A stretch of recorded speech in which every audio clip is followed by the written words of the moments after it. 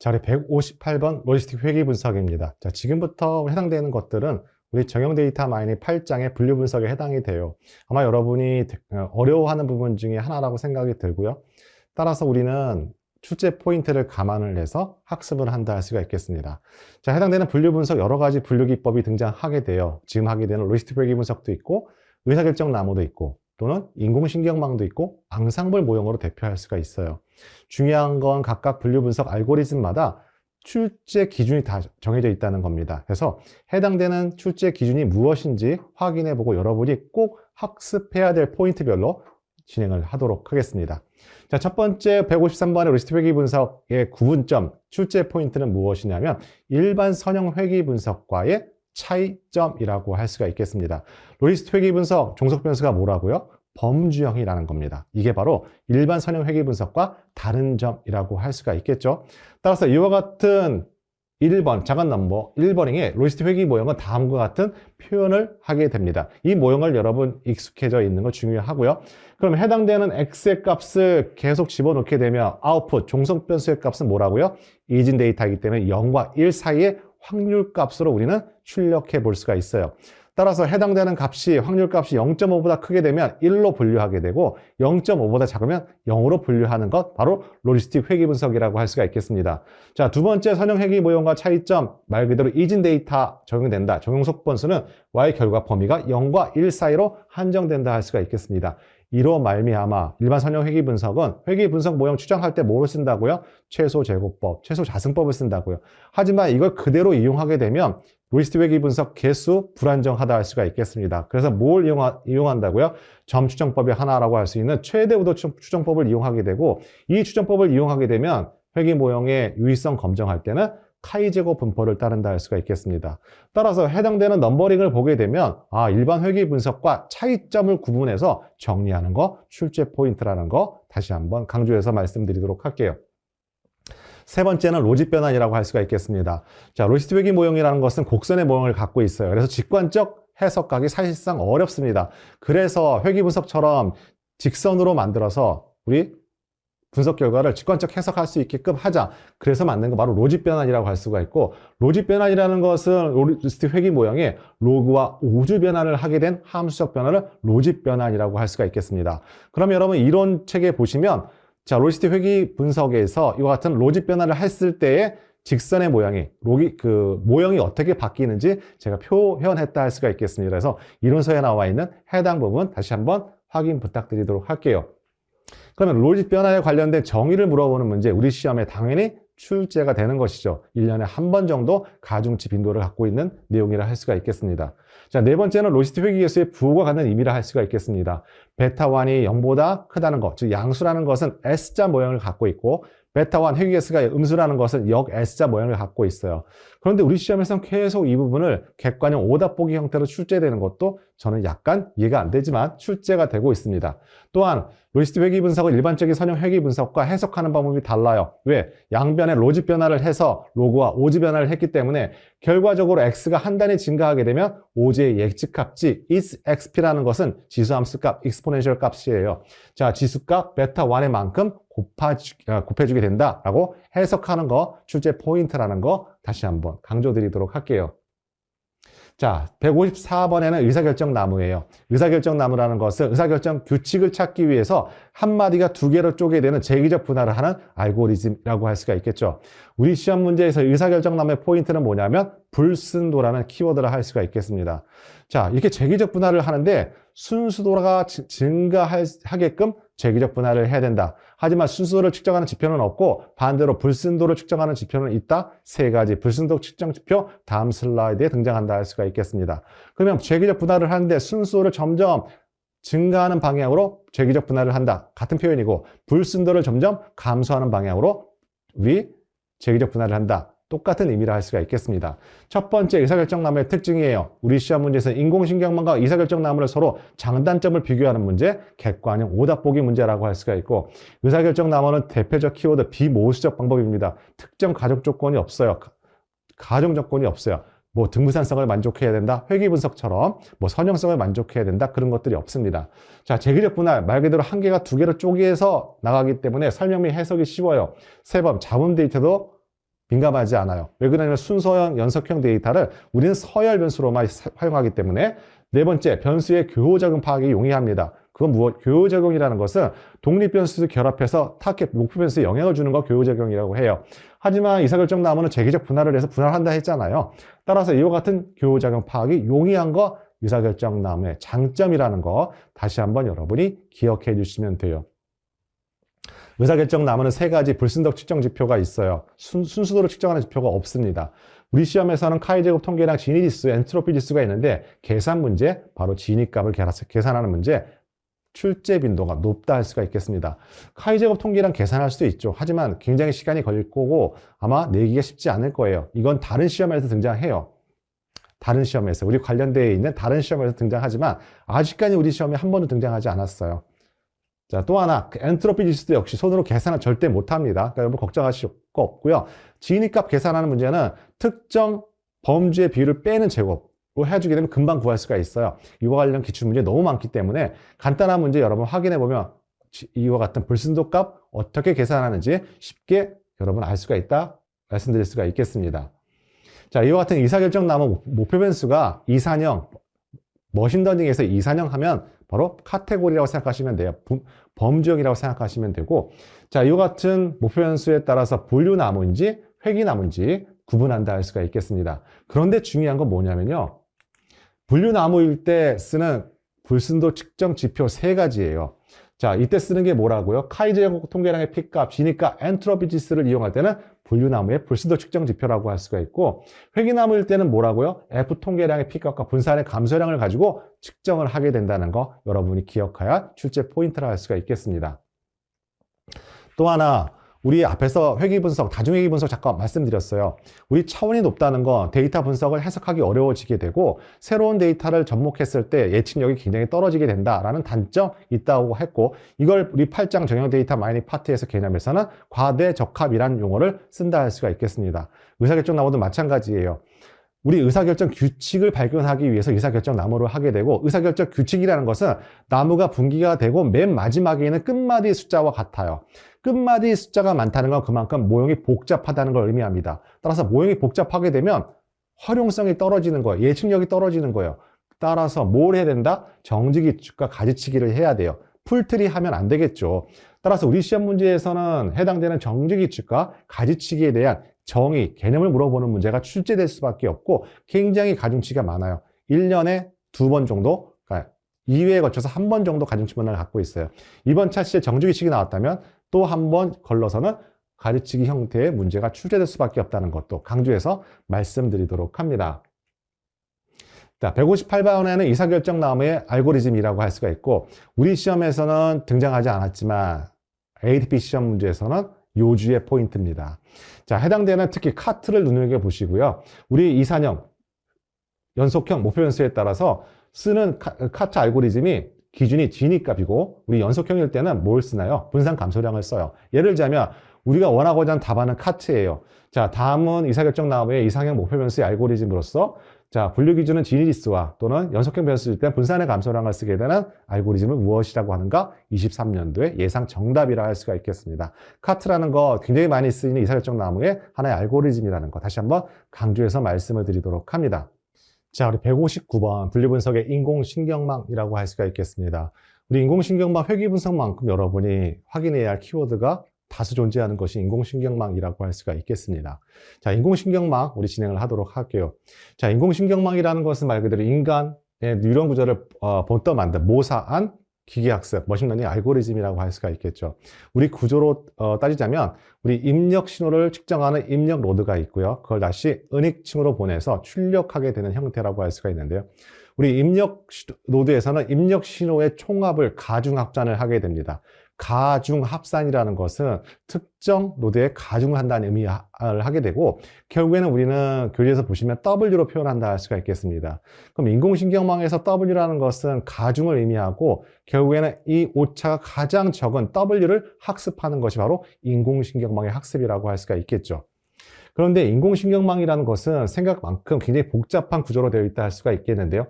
분석하는 사람이 설정해줘야 되는 파라미터 값이 다수 존재한다 할 수가 있겠습니다. 예를 들자면 해당되는 학습률 또는 은익 로드 수, 같은 것들 다 모두 다 분석하는 사람이 설정해 줘야 되는 하이퍼 파라미터 초매개 변수라고 할 수가 있겠어요. 따라서 특정 경험이 굉장히 중요한데요. 어떤 데이터일 때 어떤 상황에서 이렇게 하게 되면 분석이 제대로 되더라라고 하는 주관적 판단이 개입이 많이 될 수밖에 없는 것이 바로 인공신경망이라고 할 수가 있겠습니다. 자, 중요한 단어 역전파 알고리즘이라고 할 수가 있겠어요.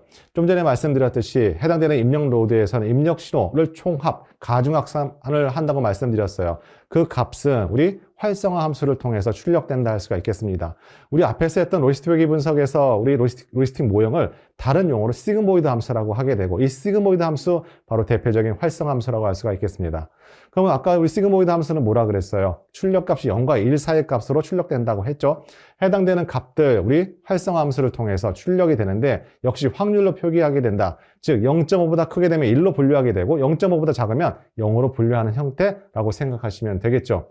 그런데 역전파 알고리즘이라는 건 무엇이다? 해당되는 우리 입력 노드에서 비활성 함수를 통해서 출력이 됐더니만 그 값이 우린 참값과 예측값, 우리 예측을 한 거죠. 참값의 차이를 확인하게 됩니다. 그럼 그게 오차라고 하게 되죠.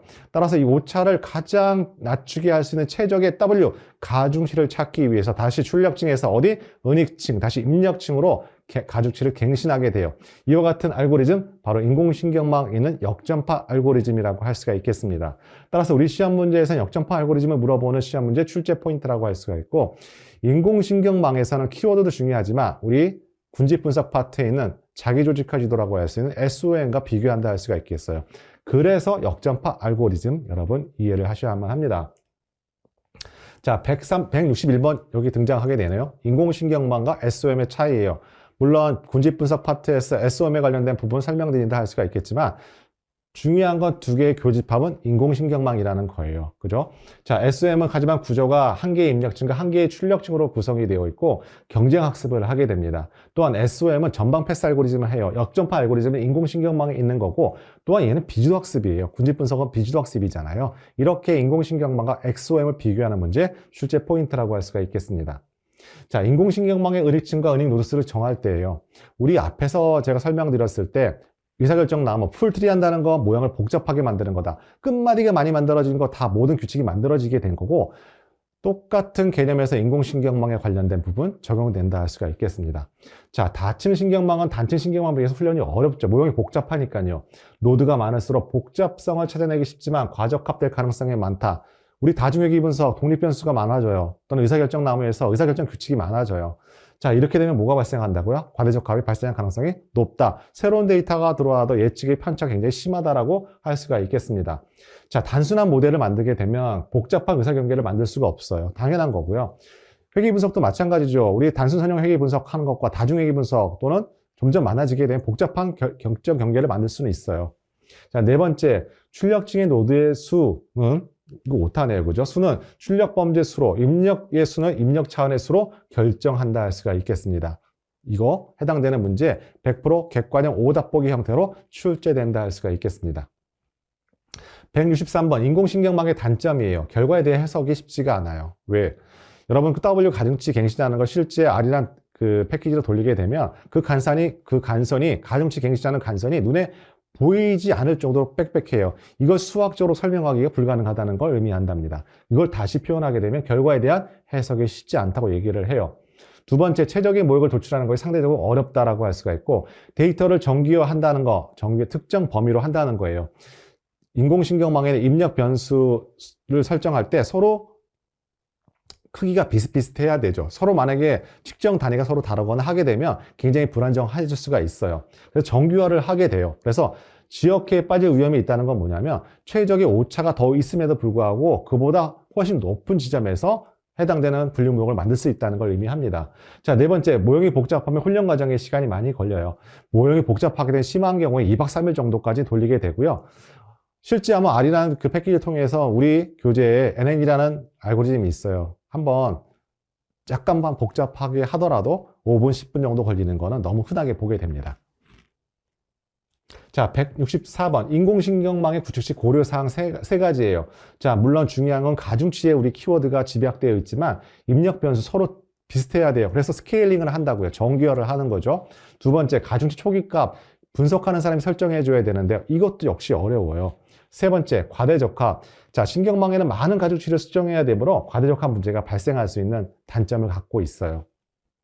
자, 165번 인공신경망의 활성화 함수입니다. 자, 여러분이 기억하셔야 할 활성화 함수 첫 번째, 활성화 함수의 정의, 여러분 다시 한번 기억하셔야 되고요.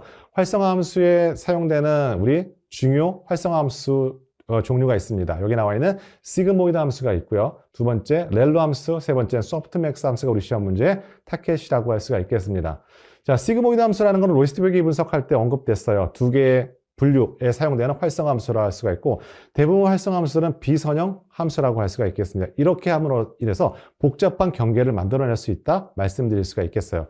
따라서 시그모이드 함수는 어느 때 사용된다? 두 개의 분류일 때 사용되는 카테고리 분류할 때 쓰는 활성화 함수다 라고 생각하시면 되겠고, 여기 나와 있는 소프트맥스는 다 분류인 경우에요. 두 개 이상, 세 개, 네 개 분류할 때 사용되는 활성화 함수다 기억하시면 되겠습니다.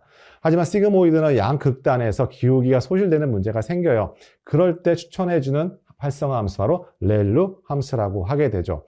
우리 시험 문제에서는 활성화 함수의 기능, 우리 종류를 물어보는 문제에 출제된다 할 수가 있고, 소프트맥스 함수가 가장 출제 빈도가 높았어요. 그 다음 시그모이드, 렐로 함수는 등장하지 않았지만 제가 보기엔 23년도에 반드시 객관형이든 또는 단답형이든 출제 가능성이 높은 가중치라고 할 수가 있겠습니다.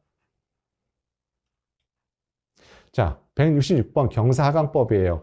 우린 결국에는 인공신경막에선 최적의 W를 찾는 학습이라고 할 수가 있겠죠. 그런데 우리 PC는 그렇게 찾지가 않는 거죠. 기울기를 통해서 찾게 돼요. 그런데 경사하강법이 시험 문제에 출제되지는 않습니다. 하지만 경사하강법을 통해서 내용을 이해하는 게 중요한데요.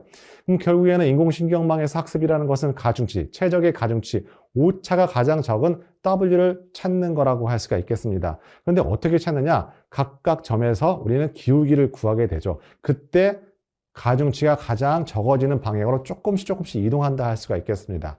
그런데 경사하강법, 이와 같은 방법을 경사하강법이라고 하게 되는데요. 중요한 건 이와 같은 찾는 방법, 학습률하고도 관계가 있어요. 학습률 분석하는 사람이 설정해 줘야 되는 하이퍼 파라미터 값이에요. 이 값이 커지게 되면 이 경사하강법을 이용해서 최적의 W를 어떻게 찾느냐? 이동거리가 커진다 할 수가 있겠습니다. 그러면 아까 전역해와 지역해 잠깐 언급해 드렸는데요. 우리가 찾고자 하는 건 전역해일 때 W라고 할 수가 있는데요. 이동거리가 너무 커지게 되면 제일 하방에 있는 최적의 W를 찾지 못하게 되고 전역해를 못 찾고 지역해로 빠지게 되는 경우가 있는 것이죠. 따라서 이와 같은 경사관법, 결국 학습률, 이동거리 다 관련이 있는 개념이라 할 수가 있고, 우리 시험 문제에서는 해당되는 문제의 객관형 형태로 출제될 가능성이 많다 할 수가 있겠습니다. 자, 167번 기울기 소실 문제예요. 자, 인공신경망은 중간에 은행 레이어가 많아진다는 것, 모형이 복잡해진다고 말씀드릴 수가 있고, 우리 최적의 W를 같이 갱신을 하게 될 때 다시 역전파 알고리즘을 통해서 입력층으로 전달을 하게 되잖아요. 그러면 예를 들자면 W가 1보다 작게 되는데 걔를 곱하게 되는 순간 계속 작아져요. 그러면은 기울기가 거의 0에 가깝다는 걸 학습을 못하게 되는 거고 딱 서게 되는 거잖아요.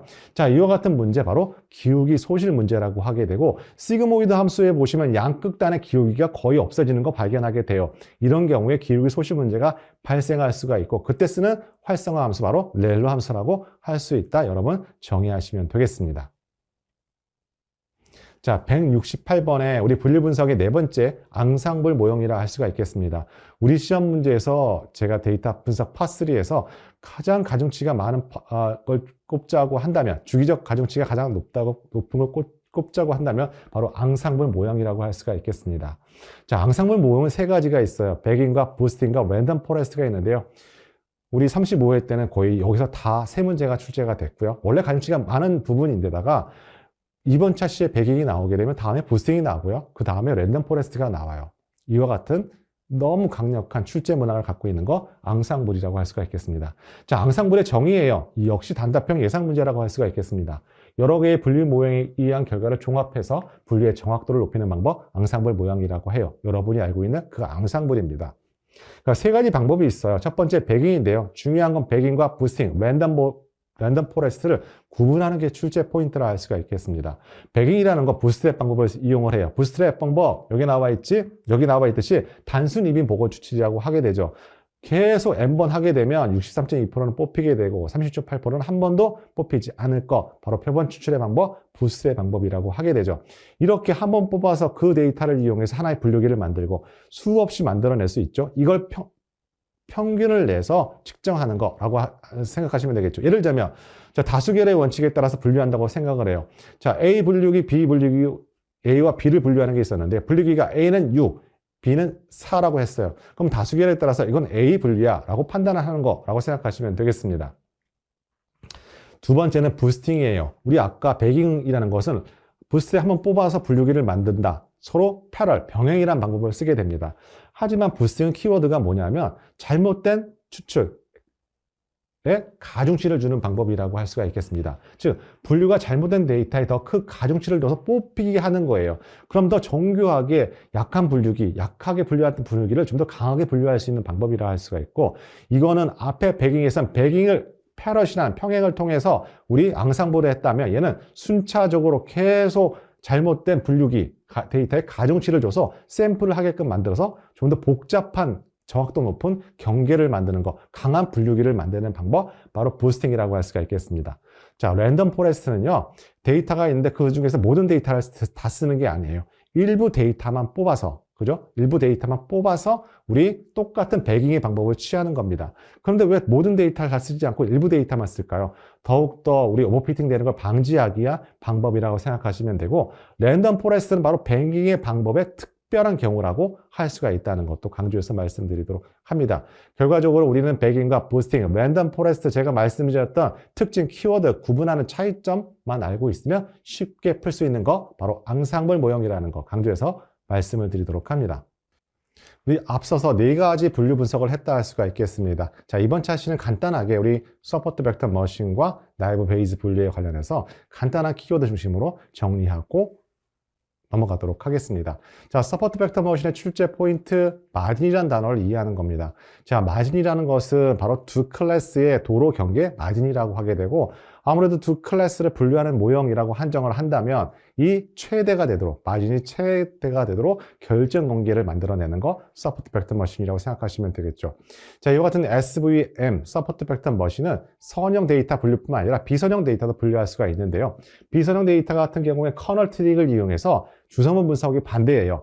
우리 주성분 분석은 고차원에서 저차원으로 가는 축소기법이었잖아요. 이 커널 트릭이라는 것은 반대 개념입니다. 다시 저차원에서 고차원을 하게 되면 공간이 만들어지고 공간 사이의 평면을 만들어서 클래스를 분류하는 방법, 커널 트릭이라는 거 여러분 기억하시면 되겠습니다.